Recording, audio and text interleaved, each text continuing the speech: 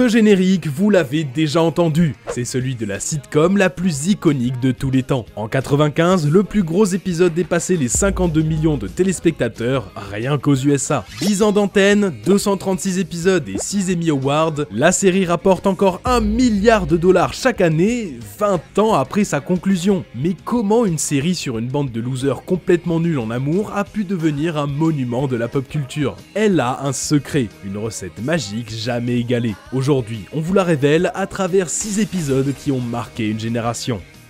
Un casting comme on n'en fait plus. La force de Friends, c'est ses personnages. Ross le timide, sa sœur Monica la maniaque, Chandler le sarcastique, Joey le séducteur, Phoebe l'inapte socialement et Rachel l'enfant gâté. Au départ, pas besoin de plus. Le premier épisode, c'est juste un enchaînement de punchlines et de mini-sketchs avec des acteurs qui se donnent à fond et ça fonctionne. Prenez l'épisode 5, le concept est simple. On coince les personnages deux par deux dans des situations tendues et on regarde la magie opérer. Joey, par exemple, a recroisé une ex. Pour la séduire, il invite à dîner en faisant croire que Monica est sa petite amie. Cette dernière, bien sûr, ne sait rien du tout. On pourrait croire que ça va mal tourner, mais Friends sait nous surprendre. Quand Monica découvre la combine, finalement, elle aime bien l'idée. Les deux se transforment en briseurs de couple pour tenter de ramener des beaux gosses dans leur lit. Dans leur café favori, le Central Perks, Chandler et Phoebe décident de larguer leurs copains en même temps pour se donner du courage. Là, leurs problèmes sont plus réalistes. Phoebe est mature et gère la situation avec calme et respect, pendant que Chandler s'enfile 50 cafés, incapable d'assumer ses responsabilités. Et enfin, vous avez Ross et Rachel qui vont à la laverie. Elle a jamais fait de lessive de sa vie, lui est complètement amoureux d'elle depuis le lycée. Entre deux affrontements de regards pour garder sa machine, Rachel fait ses premiers pas dans la vie d'adulte, quand elle fait déteindre toute sa lessive ou quand Ross est mal à l'aise en voyant ses sous-vêtements. C'est drôle, mais c'est surtout touchant. On passe de l'absurde à la tendresse sans que cela nous choque. C'est possible parce qu'il y a une vraie positivité qui émane de la série. Les personnages sont inarrêtables, peu importe les défis qu'on leur met sur la route, même les plus ridicules, ils s'y accrochent, généralement soutenus par tout le groupe. Ça se voit bien avec un personnage iconique de la première saison, Marcel, le singe de Ross. Les autres acceptent sa présence et quand il disparaît, c'est tout le groupe qui part le chercher. Au final, il va mettre 11 épisodes pour l'envoyer au zoo. C'est le plus grand tour de magie de la série, rendre crédible la complicité des personnages. Devant les épisodes, on retrouve cette bande qu'on adore. On prend de leurs nouvelles, on rit et on se détend avec eux. L'histoire d'amour la plus importante de Friends. Les relations amoureuses, c'est le grand sujet de Friends. Au total, les personnages mentionnent presque 140 partenaires pendant la série. 51 rien que pour Joey. C'est même eux qui ont popularisé le terme de friendzone. Fallait pas. L'histoire d'amour qui symbolise la série, c'est celle entre Ross et Rachel. À la fin de la saison 1, Chandler révèle par accident à Rachel que Ross est amoureux d'elle. Perturbée, elle se décide d'aller lui parler, mais elle le rate de peu alors qu'il s'apprête à prendre son avion pour la Chine. Pendant son absence, elle tombe petit à petit amoureuse de lui, alors à son retour, elle l'attend à la sortie de l'aéroport. Sauf qu'il a rencontré quelqu'un en Chine. C'est la saison 2 qui forge vraiment l'identité de leur relation. Un aller-retour de doute, de passion et de déception. Arrivé à l'épisode 7, Rachel est au bout de sa vie. Ross veut adopter un chat avec sa copine et elle n'a toujours pas réussi à lui avouer ses sentiments. Elle finit par lui laisser un message de frustration après une soirée trop arrosée, puis tente de l'empêcher d'écouter le répondeur, mais Ross découvre la vérité. Ils s'échangent enfin leur vrai premier baiser dans une scène tout en émotion. Merci. Peu de sitcoms peuvent se vanter de savoir faire ça. Sauf qu'on est à 8 saisons de la fin, alors des rebondissements, il y en a encore. Ross hésite entre ses deux amours et décide alors de lister leurs qualités et leurs défauts pour faire un choix. Sauf que Rachel tombe sur la liste, et normal, elle se vexe. Voilà, ne faites jamais ça les potes, terrible quoi en fait. C'est l'un des moments les plus touchants de la série. Ça fait 5 épisodes qu'ils sont en froid, avec un Ross maladroit, incapable de se racheter. À ce moment-là, les Friends tombent sur une vieille cassette du soir de leur bal de promo. On y voit Monica en surpoids, Ross en brun ténébreux, et Rachel qui s'est fait lâcher par son cavalier. Ross, déjà fou amoureux d'elle, décide de combattre sa timidité. Encouragé par ses parents, il se dépêche d'enfiler un costume pour l'accompagner. La scène est adorable, c'est joué tout en finesse avec ce petit malaise des années lycée. On a vraiment l'impression d'assister à une image d'archive. Jusqu'au moment où...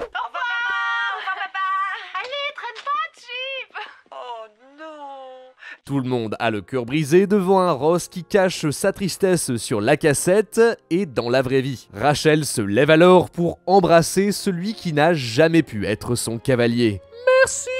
C'est le début d'un nouvel arc pour les deux personnages. Tout ça dans les 5 dernières minutes de l'épisode. C'est vraiment une des forces de la série. Il y a des rebondissements, les personnages prennent des mauvaises décisions, ont de l'ego, culpabilisent, tentent de se racheter, ont du mal à se faire pardonner. Bref, ils sont humains. C'est pour ça que des dizaines de thérapeutes analysent leurs relations sur YouTube. Je parie que ça a aidé pas mal de gens à prendre du recul sur leurs propres relations, à grandir en même temps que les personnages. L'épisode où tout est dévoilé. L'épisode 12 de la saison 4 pourrait à lui seul résumer Friends, un truc minuscule qui prend des proportions complètement exagérées. Les garçons et les filles s'embrouillent pour savoir qui connaît le mieux l'autre duo, d'un côté Monica et Rachel et de l'autre Chandler et Joey. Ça pourrait rester des chamailleries, mais très vite ils décident d'organiser un concours pour tirer ça au clair. C'est l'occasion d'en apprendre encore plus sur les personnages. Quel était le nom de la grand-mère de Ross et Monica, comment s'appelle le spectacle de drag queen du père de Chandler, mais aussi de les voir sombrer dans la compétition. Lorsqu'il faut les départager dans un ultime round, Monica, emportée par la folie du jeu, parie carrément son appartement. Alors qu'ils ont répondu aux questions les plus tordues et précises, arrive celle qui va tout changer. Quelle est la profession de Chandler Bing? Les filles sont désemparées, elles tentent de répondre au hasard... Il est développateur! Et perdent leur appart. Oh non! Si la série repose sur tout un tas de running gags... Tu as couché avec une autre? Mais on était déjà séparés. L'un des plus étranges, c'est le travail de Chandler. Il est dans les statistiques, l'informatique, enfin un truc du genre. On comprend jamais vraiment, d'ailleurs les auteurs eux-mêmes n'ont aucune idée de son emploi exact. Il est dans un bureau et il s'ennuie. Ça contraste avec la plupart des autres Friends qui cherchent encore, enchaînent les petits boulots, sont en galère. Pas étonnant, le générique commence comme ça. Personne ne t'a dit que la vie ressemblerait à ça, ton job est nul. Chandler, qui a toujours été le clown triste de la bande, vit une autre difficulté de la vie active, le job alimentaire. Même s'il est bien payé et obtient des promotions, il n'a même pas envie de raconter aux autres ce qu'il fait. Finalement, la joie qu'il exprime en gagnant le pari, c'est sûrement le plus grand bonheur que lui aura jamais procuré son travail. Alors quand dans la saison 9, il décide de tout quitter pour rester auprès de celle qu'il aime, qu'il a enfin quelque chose pour lequel se battre, nous on sait que s'il est arrivé là, c'est grâce à cette bande qui a su l'aimer pour ce qu'il est. C'est encore plus touchant quand on sait qu'à la même période, Matthew Perry souffrait d'addiction à l'alcool et à la Vicodine depuis un grave accident de jet ski. C'est peut-être une manière pour les scénaristes de faire écho à ce combat qu'il a mené pendant presque toute sa carrière. La relation impossible de Friends. Sitcom, ça vient de comique de situation. Jouer avec le malaise, le quiproquo, un enchaînement de mauvaises décisions. Après 5 saisons de développement de personnages, d'intrigues et de sous-intrigues, Friends atteint le summum de son art avec la relation Chandler-Monica. Depuis le début de la série, les deux se tournent autour et rigolent de leur malchance. Alors, lorsqu'ils finissent par trouver du réconfort l'un auprès de l'autre dans le final de la saison 4, nous, derrière l'écran, on jubile. Sauf qu'ils n'ont pas envie que les autres se moquent d'eux, alors ils décident de garder leur relation secrète. Pendant toute la saison, on va vivre la découverte petit à petit de leurs secrets par le groupe. D'abord Joey, puis Rachel, et enfin Phoebe. Tout ça pour trouver une conclusion dans l'épisode 14 qui est encore aujourd'hui à pleurer de rire. Maintenant que tout le monde à part Ross est au courant de leur histoire, les filles décident de rigoler un peu. Phoebe se met en tête de draguer Chandler pour semer la confusion au sein du couple. Oh, dis donc, tes biceps, ils se posent là. Très vite, ils comprennent que leur secret est découvert, mais Monica a une idée. Continuer de jouer le jeu pour retourner la situation. Chandler répond alors aux avances de Phoebe qui, en retour, se doute que quelque chose cloche. Trop tard, désormais c'est une question d'ego, ce sera à qui craque le premier. Arrive alors cette scène iconique. Dans un malaise palpable, les deux tentent les pires techniques de séduction de l'histoire. Tout ça dans l'espoir que le supplice s'arrête. Ils iront jusqu'à s'embrasser avant que Chandler panique et hurle son amour pour Monica. Bon, ça va, bon, là, ça suffit, t'as gagné. je peux pas faire l'amour avec toi. Et pourquoi? Parce que je suis amoureux de Monica. Quoi? C'est aussi pour ça que pour de nombreux fans, Chandler et Monica, c'est le couple de la série. Déjà, ils se complètent bien et surtout, ils vont rester ensemble jusqu'à la fin. Loin des dramas continus de Ross et Rachel, eux font face à des problèmes d'adultes, la peur de l'engagement, construire une famille, vivre ensemble, mais toujours avec cette maladresse qui fait qu'on les aime tant. Pas en train d'enlacer la porte là. Le final de la saison 6 se concentre sur leur demande en mariage. Là encore, c'est un festival d'erreurs et de quiproquos. Un ex de Monica qui revient, Chandler qui a peur de faire sa demande, mais finalement, quand il gaffe, c'est sans mauvaises intentions. Ils sont, comme nous, perdus dans un monde d'adultes un poil trop compliqué. Friends, ça marche parce que malgré l'absurdité des situations, on y croit jusqu'au bout. Petits, on rigole de leurs bêtises, adultes, on rigole parce qu'on les comprend. C'est pour ça qu'on décroche une petite larme lorsqu'on les voit enfin trouver le bonheur. Ceux qui se cachent sous la surface.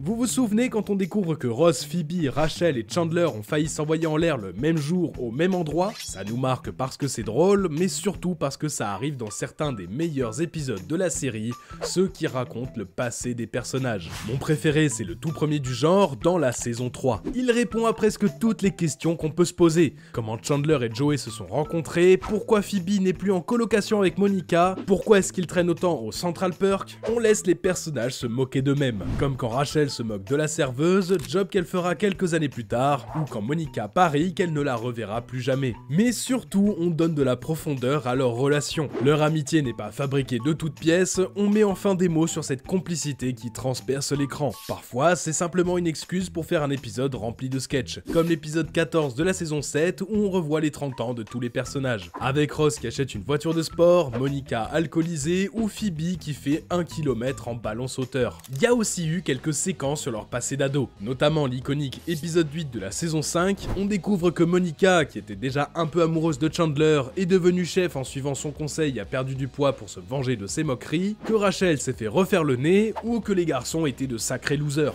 Can't believe how stupid we used to look.